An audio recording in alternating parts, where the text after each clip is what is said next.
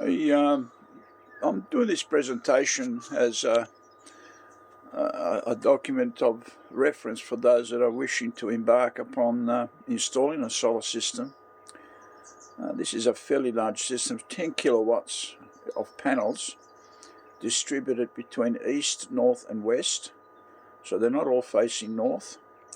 What you're looking at the moment is the Solectronic inverter, which acts as the battery charger as well as the evening and nighttime power for the house. In other words, 240 volts. There's 5 kilowatts of energy coming from that device. Right next to it is the Fronius inverter, which got recently upgraded from an earlier inverter which has been there for about 10 years. So this one just got upgraded a few weeks back. It's a 5 kilowatt inverter, and that's been fed by the east array panels, about 6 kilowatts. The inverter here, exactly the same as the other one, is being fed by the north and the west panels. So currently, don't know whether you can see it on the video, probably if I turn the light on. No, it's not going to show it.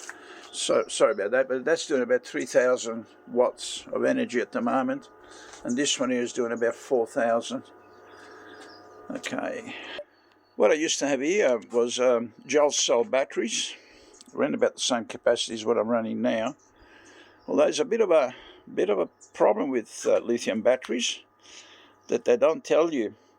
To get the maximum life out of lithium, you're not supposed to charge them to full charge, around about 80%, and you're not supposed to discharge them below 20%.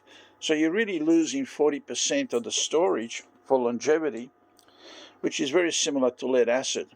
They don't tell you this, but it's something to bear in mind when you're sizing the batteries for your home. Now, I've added a second system to the batteries, and I got somewhat disappointed by importing this from China. The person or the company that supplied them didn't quite provide proper support for some of the issues I had. I've solved all the issues, so these batteries are working fine. Now we'll go over to a battery that I imported in parts and I assembled. Stand by. This battery is exactly the same capacity as the one that you were viewing previously, 105 amp hour, exactly the same amount of cells, 16 cells.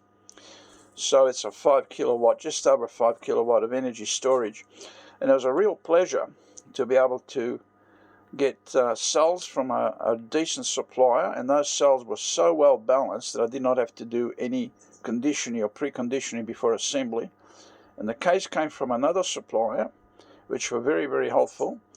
And the BMS, the battery management system, which is all this stuff here, came from another supplier. So it was actually 3 different companies involved, and it was really a pleasure to do business with them because everything arrived very, very quickly. And the assembly of it was absolute. Okay, what I'm trying to say is I built the battery the way I think it should be built, and on the other batteries I have no idea what's inside of them. Okay. Now this is the screen that's provided by the Solectronic inverter back to my computer, and you can see we are putting 50 amps into those 5 batteries, so it's roughly 10 amps each. I say roughly because the batteries are not exactly all the same, so there's going to be a percentage of difference between the different batteries. But we're currently up to 90.5% state of charge. And whilst we've been charging from this morning, we've already exported 3.81 kilowatts to the grid.